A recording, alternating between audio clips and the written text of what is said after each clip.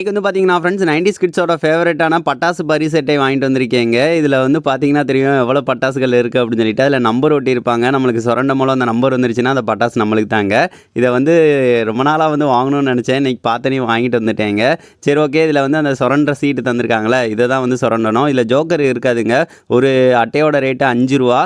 இதை நம்ம வாங்கி சுரண்டோம்னா ஏதாவது ஒரு நம்பர் வந்துடும். அதை வச்சு அந்த பட்டாசை வந்து வாங்கிட்டு போயிடலாம். பாருங்கங்க 1, 11 இந்த மாதிரி வரிசையாக இருக்கனால வந்து அடுத்தடுத்த நம்பராக வந்து வருது. ஸோ இந்த மாதிரி சுரண்டி அந்த நம்பரை வந்து சொன்னோம் அப்படின்னா அதை வந்து பிச்சு இந்த மாதிரி தந்துடுவாங்க. இந்த மாதிரி பிஜிலி வெடியாக இருக்கட்டும், அணுகுண்டா இருக்கட்டும், இந்த மாதிரி எதுனாலும் வச்சுக்கலாம். ஃபஸ்ட்டு ஒரு இது வெடியை ட்ரை பண்ணி பார்க்கலாம். ஒரு பேப்பர் வெடியை ட்ரை பண்ணலாம். இது எப்படி அடிக்குதுன்னு பார்க்கலாம்.